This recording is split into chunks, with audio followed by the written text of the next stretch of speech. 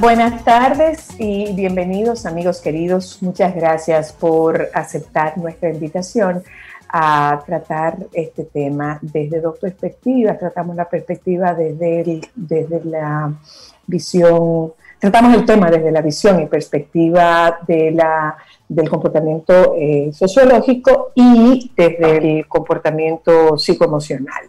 Nos hacemos acompañar esta tarde de Juan Miguel Pérez y de Luis Vergés. Tocamos este tema de cómo se ha trivializado. Es un tema quizás espectáculo, es morbo. Juan Miguel, ¿de qué se trata? Hoy en día nosotros encontramos noticias y las noticias las convertimos en un relajo, no tiene peso, lo normalizamos. ¿Qué es lo que nos está pasando? ¿Eso es reciente? ¿Es porque la exposición ahora es mayor? ¿Ha sido desde siempre? ¿Qué es lo que nos está ocurriendo? Bueno, vivimos en una sociedad pasarela, en una sociedad donde lo importante no es tanto el ser, sino que lo que define el ser es el tener, y la definición de la tenencia es la apariencia. Entonces, sin uno estar presente en estas redes, que son los espacios donde uno poncha su tarjeta cotidiana de existencia, es decir, primero estoy en la red y luego soy, pues hace que la atención se fije en una relación directa con la cotidianidad de todos los días, pero una cotidianidad, por supuesto, efímera. Vivimos además en una generación que ha sido expuesta a un bombardeo extraordinario y de manera simultánea de diferentes canales de excitación del sistema nervioso, es decir, donde existe una dispersión de la atención, y eso hace que cada uno de las cargas emocionales que en algún otro momento pudo haber tenido un nivel de concentración, de atención, de peso mayor, hoy se diluye dentro de una realidad extraordinariamente diversificada y por ende más ligera en la asunción de lo que vemos, de lo que pasamos y por supuesto de lo que sentimos. Ok. En el caso, Luis, la visión del comportamiento humano desde la perspectiva psicoemocional, de esto que nosotros estamos haciendo, es una reacción. Yo pienso que tenemos algunos niveles de hiperreactividad, pero por el otro lado, unos niveles considerables de absoluta indiferencia. Pues mira, la verdad que el tema es muy rico porque es uno de los temas donde se da una interdisciplina bien fuerte. Se encuentra la sociología con la psicología y la neurociencia para poder explicar este fenómeno. Es imposible poderlo explicar desde una sola disciplina. En el caso de la psicología, lo que se enfoca es que usted se convierte en aquello que más usted practica. Y si usted practica trivialidad, usted va a ser cada vez más trivial. Y si te hace rodear de gente que no profundiza y que todo lo deja en la superficie, sin duda alguna en eso nos iremos convirtiendo y se va dando una especie de histrionismo social. O sea que el histrionismo, que es una tendencia ya desadaptada desde el punto de vista de la personalidad, una exacerbación de un rasgo que se torna disfuncional precisamente porque es una sola dimensión lo que estás aplicando y practicando, y de ser algo individual se va socializando y pasa a convertirse en social. Yo quiero aclarar aquí que desde el punto de vista psicológico también, y sobre todo de la neurociencia, ya ha sido estudiado el cerebro, y desde Freud se hablaba de la tendencia que tienen las personas a darle rienda suelta al principio del placer. Y como si tú no tienes una presión externa que luego se convierte en interna y tú aprendes a autorregularte, definitivamente la tendencia original va a ser darle respuesta a esa satisfacción inmediata de la necesidad de sentir placer. Bueno, es que el planteamiento neurológico es que el cerebro es un órgano diseñado exclusivamente para el placer, que cuando vienen los trastornos es justamente cuando tú le quitas el placer. Y obviamente aquí entra la dimensión social. Fíjate que con estas grandes revoluciones que ha habido a lo largo de la historia de la humanidad, las revoluciones industriales y la más reciente, la revolución digital, definitivamente el ser humano no está preparado todavía en términos emocionales para asimilar los cambios de la revolución digital.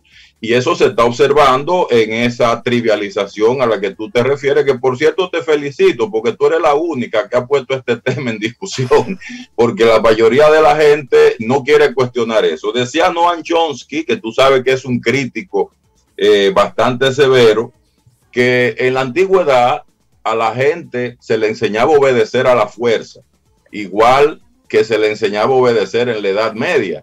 Ahora no, ahora por el tema de los derechos humanos, él tiene un libro titulado Armas silenciosas para guerras tranquilas. Ahora lo que se hace es manipular a la gente para que ponga la trivialidad como el centro de sus vidas y no tenga capacidad crítica que pueda influir en términos de los cambios y transformaciones que esta sociedad necesita. Eso es como un adormecimiento de conciencia. Fíjate que un programa del contenido tuyo siempre tendrá menos patrocinio que otro que fomenta un sinnúmero de trivialidades. Entonces vamos a llamar a la cosa por su nombre. Eso no es casual. Eso se está incentivando. Y obviamente cuando hay una tendencia del cerebro sencillamente a quedarse atrapado en lo que le da el placer inmediato, pues entonces se exacerba más esta complicación. Yo tengo una pregunta para ambos. Primero, que es algo que yo entiendo que aunque vamos en la trivialidad, a mí me está preocupando. Estamos viendo cómo se está, en el caso exclusivamente de la violencia, ya sea de tránsito, ya sea contra niños, animales, o sea, estamos normalizando a un punto tal la violencia y la exposición y la réplica de la violencia, que para mí es alarmante. Miren cómo vimos el caso en diciembre de una persona que chocó con una pasola y golpeó. En el día de ayer vimos nuevamente un video de tránsito donde una persona agrede a otra persona, en este caso nuevamente a una mujer. Entonces, ¿qué es lo que está pasando? Que ese freno y ese límite propio que debe inculcarte a la sociedad lo estamos perdiendo y lo estamos viendo como algo normal, básico. Y por ahí por donde tú vas, yo añado un cuestionamiento particularmente a Juan Miguel.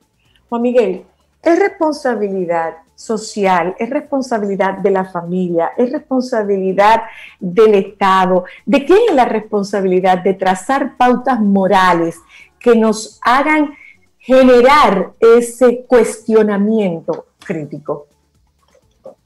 Bueno, antes de responder esa última pregunta, hay que decir que nosotros vivimos en una sociedad que ha sido construida en base a la violencia. La violencia estructural, es decir, la violencia producto de las injusticias que no solamente se producen, sino que también se reproducen.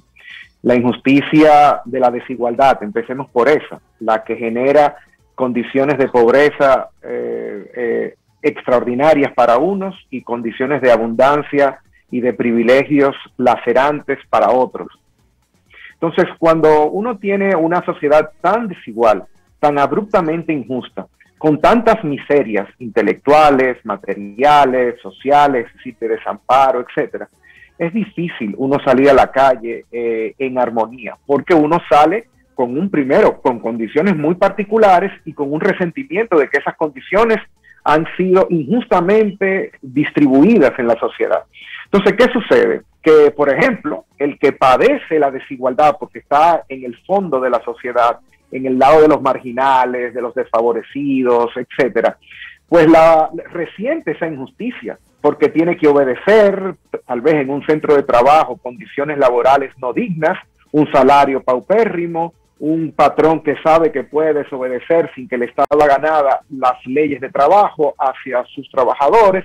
Entonces ese trabajador que está en la calle, que está buscándosela, que tiene condiciones difíciles en su casa, en su barrio, etcétera, pues va a salir con una violencia cargada que va a personificar con el primero que encuentre. Pero también cuando se es dominante, cuando se pertenece a los estadios superiores de la sociedad, el solo hecho de mantener ese dominio de ordenar cosas, etcétera, también es un tipo de violencia del cual uno no sale indemne. Entonces, por eso, la realidad de la desigualdad es una de las peores condiciones. Lo que pasa es que actúa silente, porque existen leyes que normalizan esa situación. Fíjense que nosotros podemos hablar de muchas cosas, sin embargo, todavía el tema de la pobreza ha sido incorporada como una especie de fatalidad o de tragedia por los siglos de los siglos. Entonces, no está en la orden del día desaparecer la pobreza, no ha sido declarada como otras constituciones lo han hecho. Por ejemplo, la del 63 declaraba la mendicidad calamidad pública, pero esas cosas las hemos ido relegando y hemos aprendido, lamentablemente, a convivir con esas cosas, no declarándolas de urgencia nacional, ¿no? Entonces, lamentablemente, todo eso subyace en el subsuelo de un orden social extraordinariamente violento, y eso hace, por supuesto, que nosotros personifiquemos en las interacciones de todos los días esa violencia cotidiana, de lo estructural a lo personal. En cuanto a las responsabilidades, por supuesto,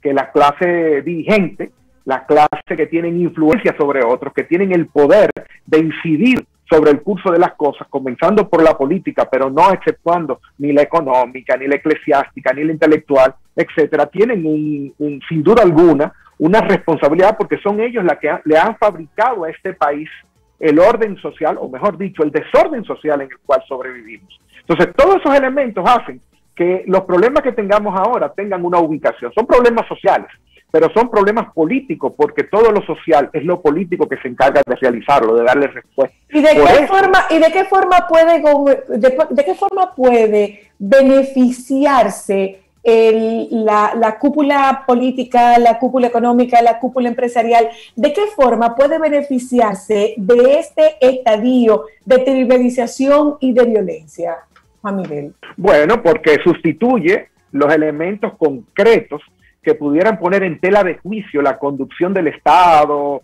el calibre de una política, la orientación de unas leyes, y lo sustituye por entretenimiento. Y por supuesto, dentro de regímenes de sobrevivencia, la gente al final, cuando llega a su casa, producto de una escuela deficitaria, producto de un agobio cotidiano, lo que busca es diversión, lo que busca es entretenimiento, lo que busca es darle un poquito de amortiguamiento a esa cara de todos los días. Y por eso se va a las noticias más triviales, porque lo de peso no está accesible ni psíquica ni intelectualmente a sus condiciones de vida. Y eso uno lo ha comprobado. Cuando yo pregunto a mis estudiantes universitarios que provienen de los sectores más populares de este país, ¿por qué nos interesan, por ejemplo, en la cosa pública, en las noticias que tienen que ver con la conducción del Estado, con el sistema político nacional? Me dicen que eso no le habla a ellos de lo que ellos viven cotidianamente. Y me viven diciendo que viven buscando alternativas como son noticias de farándula, como son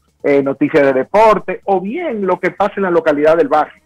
Pero concretamente le es muy difícil acceder a las políticas porque hay una indisposición tanto a nivel de que no le habla de lo que son sus realidades, como también del hecho de que no se interesan y han perdido fe y credibilidad en las instituciones políticas de nuestro país. Pregunta, Juan Miguel, ¿qué nos va a costar o qué nos está costando? Uno, la inapetencia del Estado frente a esa banalidad que está encubriendo problemas graves. Y dos, ¿por qué no estamos haciendo nada al respecto? Porque yo a título personal siento que nosotros estamos a la deriva y cada quien anda por su lado y no tenemos límites, no tenemos consecuencias, y peor aún, no reconocemos que somos una sociedad altamente violenta. ¿Será verdad que no estamos haciendo nada? No es una frase trillada, Juan Miguel y Luis. No es una frase trillada porque se ha convertido en una muletilla. Aquí pasa tal cosa y nadie hace ni dice nada, y todos los días hacemos y decimos. Hay un grupo de gente que hace y que dice. Luis. Sí, mira, yo estoy convencido de que se está haciendo mucho. Lo que no estoy convencido es que se esté haciendo correctamente. Ok. Porque en definitiva el tema de la violencia es muy incomprendido, porque tiene raíces estructurales, tiene raíces también microsociales, o sea, tiene un sinnúmero de dimensiones que obviamente a veces uno con el reduccionismo acostumbrado obvia en muchos de estos procesos. Pero lo fundamental aquí es que ya la violencia no es solo un tema del más fuerte hacia el más débil, es que existe la violencia entre iguales y existe también la violencia de abajo para arriba, lo que llaman la violencia ascendente. Un niño en la calle, por ejemplo, te quiere limpiar el vidrio y tú no te dejas y el niño te insulta. A mí me menciona la mamá casi todos los días. Entonces, es un tema que está ya muy generalizado y lo que ustedes hablan de la trivialización es fundamental. Mira ahora en el caso que se dio del señor que agredió a la mujer en la vía pública. Ayer estaba yo viendo un programa de televisión donde tenían una obsesión tratando de conseguir al agresor para entrevistarlo públicamente. Tú sabes qué significa eso, ¿verdad? Es como que tú agarres a Johnny Aves y lo pongas a que Johnny Aves hable ante la República Dominicana explicando por qué él mató tanta gente en la era de Trujillo. Obviamente, ¿cuál es la impresión que tú te vas a llevar de Johnny Aves si Johnny Aves tiene la oportunidad de hablar? Entonces, ¿es un héroe? Bueno, entonces, cuidado con esta forma de manejar, porque en los medios de comunicación yo estoy viendo una actitud de señalar con el dedo a actores. Sin embargo, hoy día no quieran ustedes saber el impacto que tienen los medios de comunicación tradicionales y los que hacen uso de las nuevas tecnologías en lo que es el comportamiento del ser humano. En ella se está estudiando un fenómeno que ellos le llaman el efecto llamada. O sea, ¿qué tanto influye un feminicidio mal denunciado públicamente, una agresión a una persona mal publicitada en otras agresiones que van a ocurrir después? Y es increíble cómo ya han establecido una correlación en el aumento en frecuencia de esas acciones por la manera como se maneja la información a nivel público. Fíjate que la mayor parte de las veces cosifican a las víctimas, a una mujer. Sin embargo, el hombre, el agresor, aparece con su nombre y su apellido como si fuera una figura, un nombre que nadie conocía. Ahora todo el mundo lo conoce gracias a la osadía de haber cometido lo que cometió. Fíjate cómo inmediatamente ya tenemos otros casos que van saliendo a partir de ese caso. Entonces, ¿qué es lo que estamos visibilizando? La consecuencia, la compasión, que es el protagonismo de alguien que tuvo la osadía de hacer algo. Incluso te voy a decir algo. En un programa, primero que estaban preguntando y hasta entrevistaron a un psiquiatra, es que si él tenía algún problema mental. O sea que están tratando ahora de introducir un atenuante en favor de ese señor. O sea, no le han hecho una evaluación. Lo que pasa es que nosotros sabemos que todavía si fuese como en efecto se estuvo diciendo, en este caso particularmente, si se tratase de un trastorno del estado de ánimo, un trastorno depresivo, el trastorno depresivo no es un eximiente de responsabilidad. Y te doy otro dato. Oye, cuando se estudia la relación enfermedad mental y violencia, esa relación normalmente está mediada por otros factores. Claro. No hay. Y lo que sí está predeterminado es que la mayor parte de las veces quienes tienen alguna patología como consecuencia de la violencia son las víctimas, no los agresores. Y eso está demostrado. Entonces hay que tener cuidado porque cuando vamos introduciendo estos elementos, aunque no tengan eximente, pero ya la población comienza a generar una empatía en favor del que agrede. Exacto. Y comienza entonces a predisponerse en contra de las víctimas. Entonces hay un pobre manejo que también influye en la forma como se violenta. Hay algo que tú decías, Juan Miguel, tú hablabas de esta realidad que rodea el barrio, donde hay tanta evidencia de injusticia. La pregunta que yo me hago es, ¿por qué? Yo digo que esa es una realidad. Yo recuerdo que en esta trivialidad del tratamiento de las noticias y de los hechos, alguien decía, bueno, es que fulano canta, en el caso particular de la música urbana, ellos cantan la realidad del barrio. Yo digo, bueno, esa podrá ser una de las realidades del barrio, porque no es cierto que la realidad del barrio es este nivel de violencia, es este nivel de exposición. Esa puede ser una de las realidades del barrio. Hay otras realidades. ¿Por qué te decantas por esta realidad o por esta conducta de obtener cosas a la mala y no por irte por un camino que es más difícil, es más costoso, pero que te puede llevar a un mejor lugar? No, lo que pasa es que los pobres no quieren ser pobres. Los pobres están ahí porque nacieron en condiciones que ellos no decidieron, y las leyes de la sociedad, por ejemplo, de la dominicana, reproducen las condiciones de pobreza de manera intergeneracional. Es decir, uno nace en un contexto de pobreza y tiene la altísima probabilidad de continuar en ella, y sus hijos igual. Las estadísticas están ahí de manera longitudinal, es decir, a partir de una misma cohorte que por décadas y décadas reproduce las mismas condiciones, el mismo estatus. Entonces, lamentablemente, lo que existe en un barrio son carencias, son privaciones, pero también maltratos. Es decir, no es lo mismo como la policía trata a los jóvenes de Piantini como trata a los de Villas Agrícolas, por ejemplo, ¿no? Entonces hay una geometría distinta. Las leyes penalizan más de lo que protegen en los barrios, y es un poquito al revés en los residenciales y lugares de la clase alta, donde la ley protege más que en lo que en realidad penaliza. Por eso hay una impunidad que lacera, y por eso la gente se tiró a la calle en el año 2020 para precisamente salir, pedirle a los que iban a gobernar de que se iba a necesitar un cambio en este país. Lo que pasa es que el cambio ha quedado solamente circunscrito, identificado como el delito administrativo. Pero el crimen de la pobreza es un crimen, porque no es una fatalidad.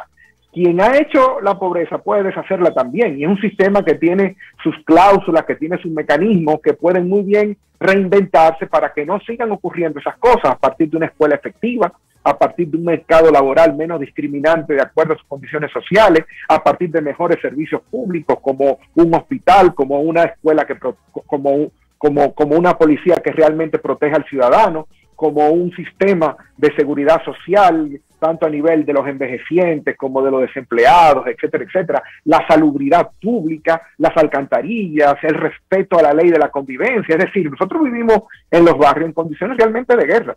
Desde que uno se levanta en un barrio, y esos son los testimonios concretos que me llegan a partir de mis estudiantes, que son la fuente primaria, porque hay una distorsión entre lo que se publica en los medios de comunicación sobre lo que pasa en los barrios, lo que en realidad pasa en los barrios, porque los medios de comunicación envían a reporteros, pero no viven ahí. Entonces, ¿qué sucede cuando me dicen? Es, por ejemplo, la contaminación sonora.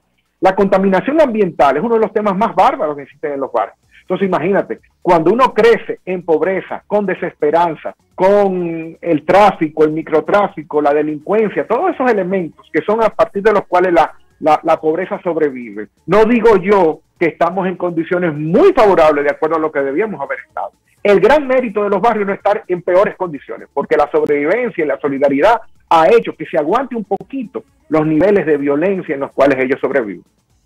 Sí, porque yo diría como que la solidaridad se ha desaparecido, y tú ves que hay ensañamiento cuando se comete un crimen justo en el perímetro del barrio.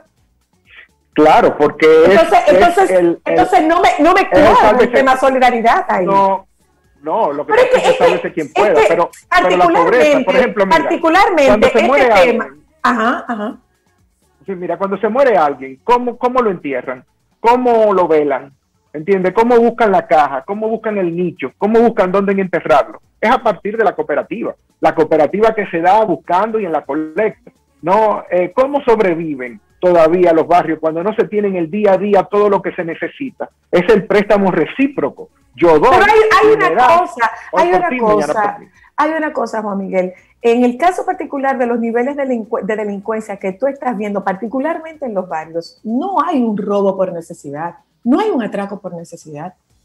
Sí, lo hay. Lo que pasa es que no es una necesidad. Sí. No, Juan Miguel, no, lo que pasa es que no es la necesidad como tú y yo la vivimos. No es la necesidad de comer. es la necesidad de ponerse unos Jordan, por ejemplo, unos tenis. ¿Tú sabes por qué? Porque eso puede ser una necesidad. Para ellos sí lo es, y eso hay que respetarlo. ¿Tú sabes por qué? Porque ellos no tienen el prestigio social que tú y yo tenemos. La prestancia a partir de la cual nosotros beneficiamos de la recepción de dignidad social, es decir, de respeto. Entonces, y reconocimiento de quiénes somos. En este caso, la prestancia me la da como yo me vea. No, claro, porque es la manera en cómo tú estableces respeto. Por eso, tú tienes que andar con una pistola, por eso mucha gente se engancha. ¿Por qué? Porque buscan en un uniforme, en una insignia, en un arma, en unos Jordan, restituir un poquito de esa importancia social que el Estado, la sociedad y sus instituciones le han arrebatado a ese pobre individuo. Te lo compro como explicación sociológica, pero no te lo compro como explicación. No te lo compro como no es justificación. Es sencillamente establecer no, perdón, yo estoy hablando como sociólogo, ¿verdad? Sí, claro. Estoy tratando de establecer la lógica para que se comprenda. No es justificar, pero sí comprender, decía Spinoza, ni reír, ni llorar, ni detestar, solo comprender. Eso es lo que aspiramos desde la ciencia social. Precisamente, esa es la razón por la que hacemos este programa desprovisto totalmente de juicios, ¿eh? O sea, nosotros no estamos aquí para emitir juicios. Yo no tengo los conceptos que tienes tú, porque evidentemente yo no soy socióloga. Entonces, por eso me hago acompañar de quien sí pueda retratar esa realidad, para que podamos entenderla a partir de una explicación, no de una justificación. Y como no se trata de una justificación, lógicamente no estamos estableciendo juicios de valor. Así mismo es, y yo creo que precisamente ese es el rol de las ciencias sociales, tratar de dar luz para que nuestros propios prejuicios, nuestros propios juicios, que son y parten de nuestras propias condiciones, por ejemplo, en este caso, nosotros somos privilegiados de esta sociedad. Nosotros, si tenemos algún problema, siempre vamos a acudir a una situación que nos va a sacar de ese problema, incluso de manera privilegiada. Entonces, pero el resto de la sociedad, exacto. Entonces nosotros tenemos una responsabilidad, porque al ser poseedores de esos privilegios, aquí ha habido un gran desequilibrio, aquí ha habido poca voz para esa gente que no tiene privilegios, esa gente que vive marginada y que viven al contrario, discriminados permanentemente. Entonces, cuando uno saca a la luz las condiciones sociales en las cuales ellos construyen su día a día, uno puede entender un poquito más. Por ejemplo, una acción tan irracional como el juego de azar. No, nosotros tenemos un país lleno de juegos de azar y uno me diría, bueno, pero qué irracionalidad, porque saben que van a perder el dinerito que tienen. Pero al contrario, es la única manera de ellos apostar, invertir en la esperanza, porque los canales racionales por donde se construye la dignidad de todos los días, la comida, la esperanza y el respeto del otro, se han cerrado institucionalmente en este país. ¿Te parece si vamos un momento a publicidad y escuchamos tu planteamiento, Luis? Sí, cómo no. Vamos un momento a publicidad, ya volvemos. Me parece sumamente interesante y yo quiero volver sobre el planteamiento de que nosotros no estamos aquí cuestionando a nadie. Nosotros estamos buscando posiciones profesionales, posiciones de educación en torno a una situación que de alguna manera nos está tocando a todos, porque definitivamente en este país son varias las realidades que corren en paralelo y es muy fácil hablar desde una posición privilegiada, pero definitivamente lo que nosotros queremos es que usted pueda tener elementos de valor, elementos para un juicio crítico frente a situaciones que nosotros estamos viviendo. Yo tengo 60 años y la verdad es que estoy cada vez más sorprendida de ver cómo nosotros trivializamos esto. Aquí nada es nada. Aquí nada es nada. Él mata, pero no roba motor. Por favor, ya volvemos.